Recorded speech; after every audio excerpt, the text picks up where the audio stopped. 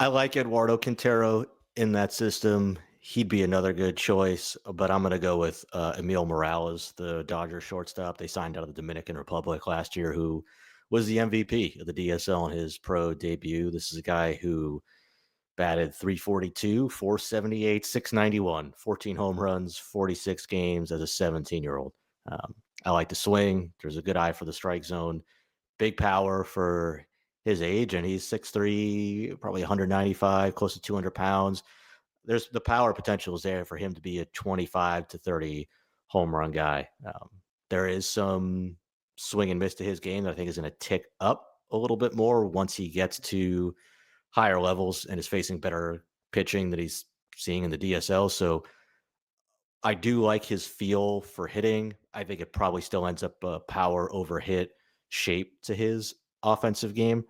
And then defensively, I don't think he's a shortstop long term, but it's a rock solid third base profile. He has the arm, he has the hands, and certainly the offensive projection too that suits him well over there. Okay, I'm going to go for Mike Sirota. And people who listen to the Mm. draft podcast with me and Peter Flaherty are probably not too surprised by this. Sirota was a guy in the 2024 draft class who at one point we thought could be a top 10 pick at the beginning of the season. He was a small school player coming out of Northeastern. Thought he had a really well-rounded tool set. His first 2 years with Northeastern, the performance was great. His sophomore year, he hit 18 home runs, going from 4 to 18. Makes a lot of contact, controls the zone, walks a lot, runs well, plays a solid defense in center field. So it was really this just compelling all-around package from a player who wasn't the most physical and wasn't the most toolsy, but there was some physical projection you could see in his frame. You could maybe dream on the power, continuing to make strides, and then during the spring, his draft year for Northeastern, really just had his worst year, kind of took a step back offensively, hit under 300 for the first time. He slides from top of the class, sort of hitting prospect that we expected him to be, to third rounder. The Reds drafted him in the third round, and then obviously the Dodgers made a trade for him in the Gavin Lux deal. But yeah, I just like his all around skill set, I would say. I think he's a guy who maybe we'll see that he got in a bit of a mechanical funk during the spring of his draft year. I know he was really crouched and grounded in his stance. That was a critique from some scouts. But I just buy into his batting eye. I like the athlete. I think he's going to profile in center field nicely. So if he's a player who can kind of rebound offensively, I think he's got a chance to move up the board. And I'm intrigued because the Dodgers went out and acquired him. Obviously, any players the Dodgers are looking after, you hope that they can find success with that player development group. So Sirota kind of checks a lot of boxes for me. Are you concerned with just how much his stock stumbled last year? I mean, coming into the year, we thought, okay, maybe this guy is a first round pick, maybe mid, even early first round pick, and then it Mm-hmm. just all seemed to unravel for him. I mean, do they think they're going to have to make mechanical changes or other changes for him? Because it was a pretty underwhelming season last year. Yeah, I could see them maybe changing like his setup offensively at the plate. Again, I mentioned specifically like some scouts had said they thought he was a lot more grounded, really overly crouched in his stance. So if the Dodgers wanted to free him up and get him a little bit more upright, maybe that adds some looseness and helps him get back into the power that he showed Some as Christian a Campbell to him. sophomore. Yeah. Yeah, maybe so. That's the dream for everyone now, right? I mean, he Everybody's going to does. say that. Yeah. He does have, again, he does have really strong on base skills. I do think he has a frame that you could maybe dream on some more power coming. Even if he's not a guy who gets even average power, he's a player I would still be pretty excited about because, I mean, prior to his draft year, all he did was hit. He hit in the Cape Cod League and multiple stints over multiple summers with multiple teams. It was really just kind of that small conference track record, and given his Cape production, you felt that he had done enough to kind of prove his hitting ability. But yeah, I do have some questions just given how far he fell off. But I think he has enough strengths with the supplemental tools that I'm still pretty excited for him. All right, let's move next down the NL West and go into the Padres. Excuse me. Who's your Padres breakout pick? Cash Mayfield. He went in the back of the first round last year, 25th overall to the Padres as a high school lefty out of Oklahoma. He was an early standout in that 2024 high school class because of his size, delivery, the ease of operation, the pitch ability, but you are always waiting for his stuff to take that next jump. And then he didn't really get to pitch in front of scouts in 2023 until he came out in it was in early 2024, like right around this time. And all of a sudden he's touching 97 with a very calm, easy, low effort delivery. He throws strikes, his ability to manipulate multiple secondary pitches between the slider, the changeup. There are just a lot of textbook traits that you look for when you're scouting a young high school left-handed pitcher that Cash Mayfield has. So certainly not a sleeper name, right? Like he was a first round pick, back of the first round, but somebody who I think has a chance to break out and potentially be a top 100 guy this year.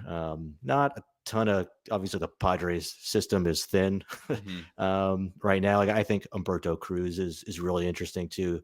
Young right-handed pitcher they signed out of Mexico a couple of years ago, or I guess last year. But yeah, I think Mayfield has the best chance to really take a big jump forward this year.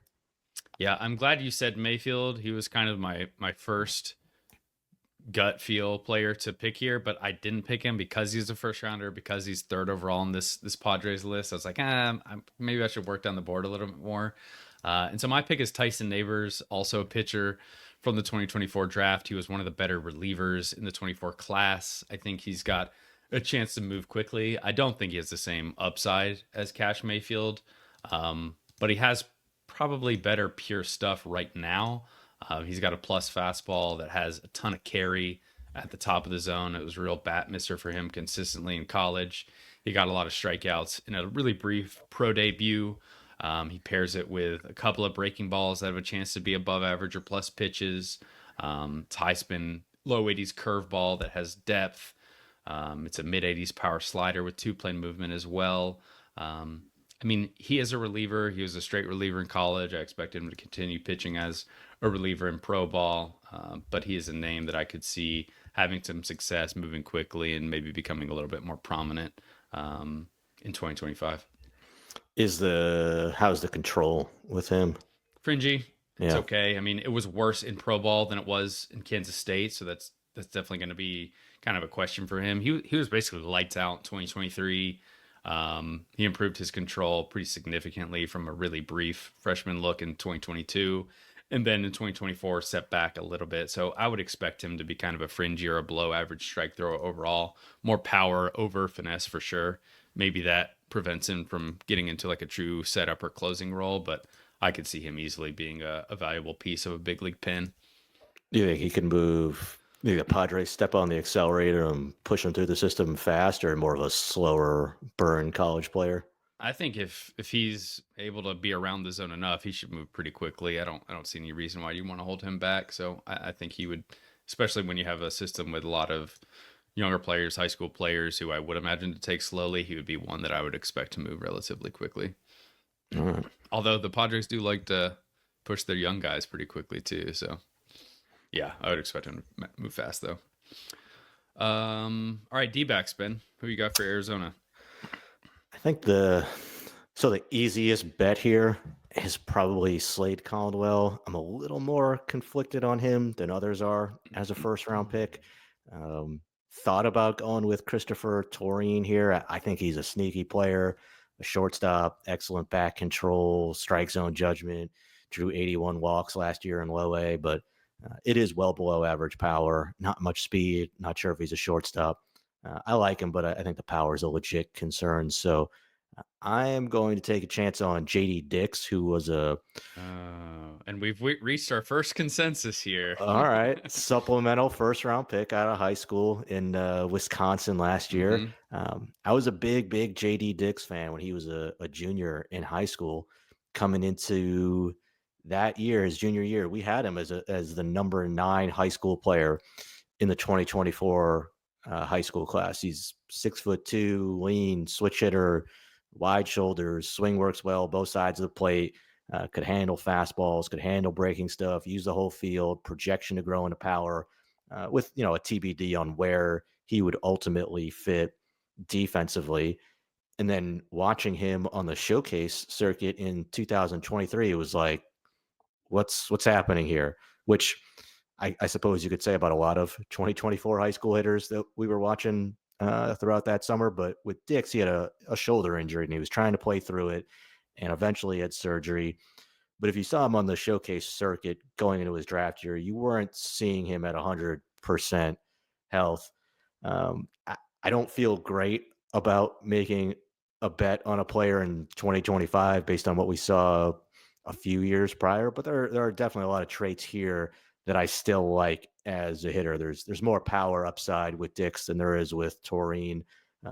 The injury was to his right shoulder, so that does add some more uncertainty about what is his arm going to look like Mhm. when he comes back, and what does that mean for him defensively? But there are definitely a lot of offensive traits to feel good about here.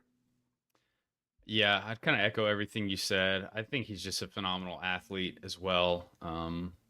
It's a profile that I really like. Solid tools across the board. I think he's got 50s or better in every category. Watching him take in and out and just the actions at shortstop, I have a lot of confidence that he's going to stick at the position and play it well. Um, I like the pure hitting ability. I think he's going to have solid power. He still has a frame to fill out and add strength. So he just kind of checks a lot of boxes. And when you look at that switch hitting shortstop profile, the athlete, the instincts I see in the field, kind of the approach and the contact skills he's shown offensively, along with the body, like it's just a player that I really want to get excited about, dream on. So yeah, he's pretty well rounded for me. He's yet to appear in pro ball, so we'll see kind of how he handles pro pitching. But definitely a guy that I'm excited to see in 2025.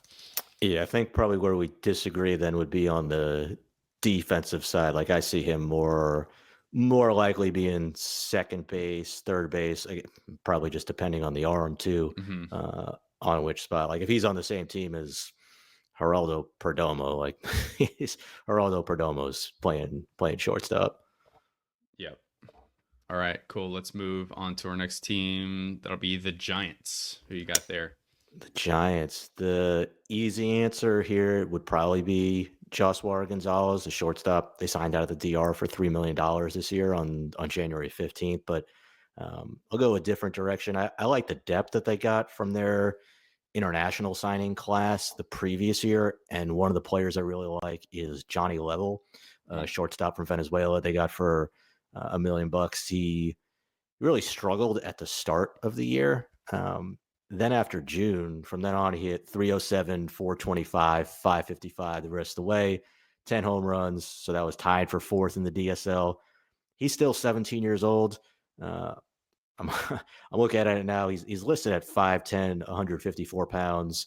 That is incorrect, or it is at least no longer correct on the weight. He has packed on a lot of muscle. He's hitting the ball hard for his age. He got EVs up to 108 miles an hour, and he does it with a short swing from both sides of the plate. He does not have to sell out and get big with his swing to generate that power. Everything is compact. It's quick in terms of the moves to the ball, and he's just a very smart, well-rounded player with good instincts.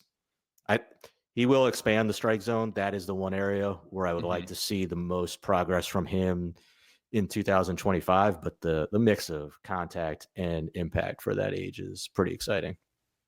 Okay, I will go with Joe Whitman, who ranks number 10 overall in the system, left-handed pitcher drafted in 2023.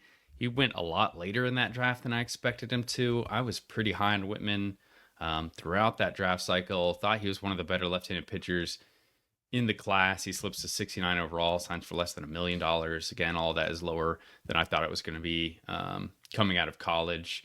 In 2024, he pitched at low A and high A, threw more than 100 innings over 23 starts, really strong strikeout to walk rates, especially in his high A stint. It's a solid three pitch mix. It's not like an overpowering fastball by any means, but he sits in the 90, 94 mile per hour range, will touch five or six. The slider is kind of his go-to weapon.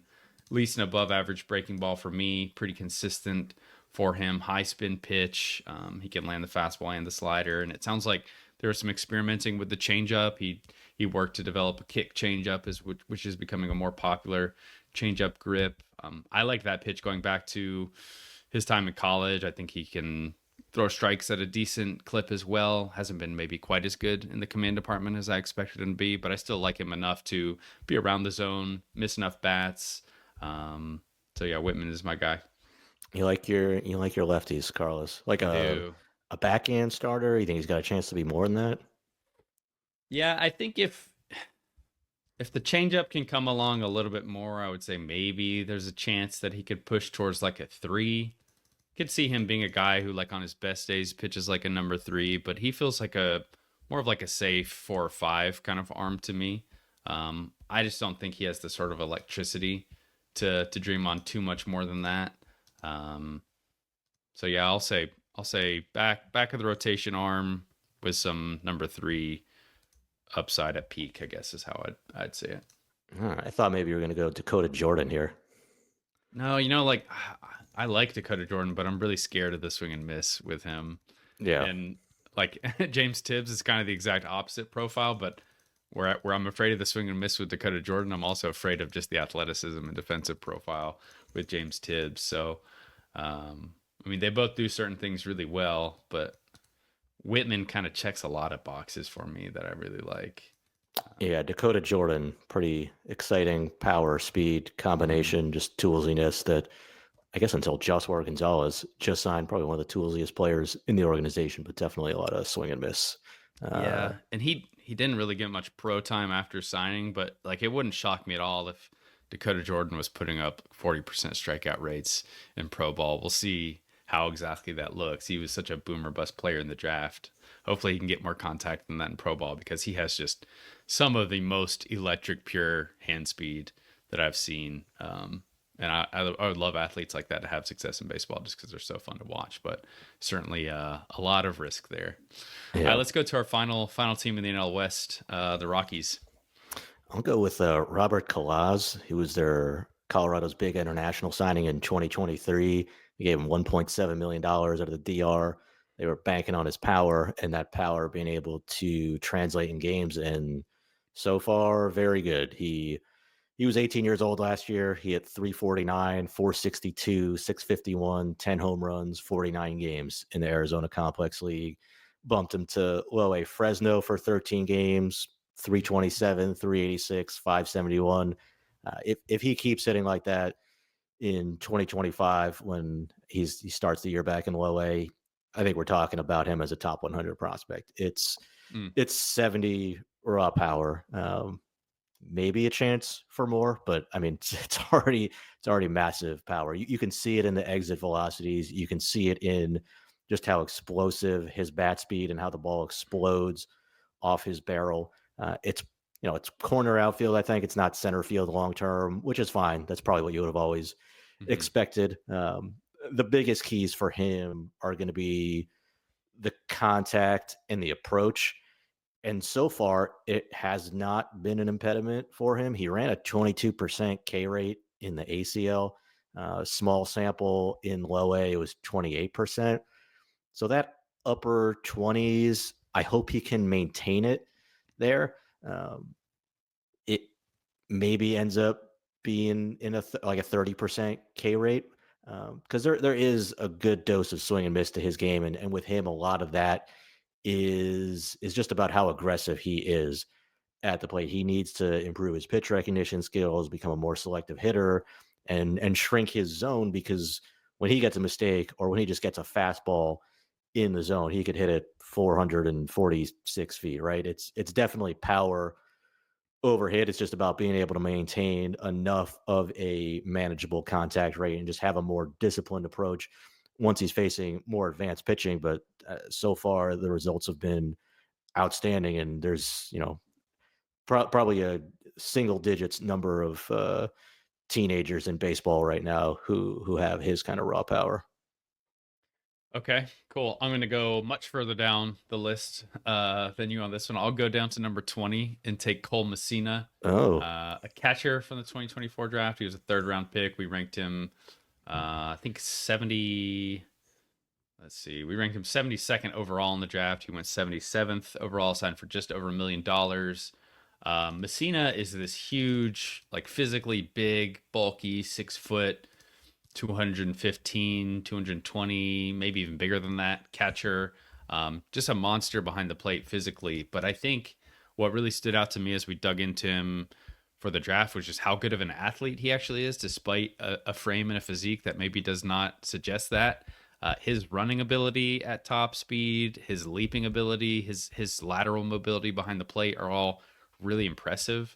Given that size, he had really good reviews defensively as an amateur catcher. We'll see what happens in pro ball there, but a chance for three above average tools with the raw power, his defense, and his arm strength. I'm pretty confident he can stick behind the plate despite that frame, just given how he moves. All the questions for me are just going to come down to how much he hits. He was a good hitter in college after a pretty mediocre freshman season of just 17 games. He had back-to-back years of South Carolina where he hit over 300. He hit 17 home runs in 23. Then he hit 21 home runs in 24. I do think he's going to be a guy who's going to get to power. It's just really how much contact is he going to make? What's the pure hit tool going to be? It was never a tool that I thought was above average or plus by any means. You could be looking at a guy who's just a below average pure hitter. I think even if he is a 40 hitter, it's a pretty valuable player if he can get to some of that power and stick behind the plate as an above average defender. So I'll be really curious to see like where he's playing at next year, and just how the hitting ability comes along. Because I like the athlete, and I like the defensive foundation he has behind the plate. Yeah, I thought maybe you'd go Brody Brecht here. Brecht is a guy that just scares me a little bit. So I'll see where what the strikes are looking like next year, and then come back. Certainly, if I wanted to stick with athletes, he would be a fun player to pick. But it's just a little bit too erratic for me. When you go from like 18% walk rate to 14% over 3 years, you have improved, but It's trending up. it's still pretty scary.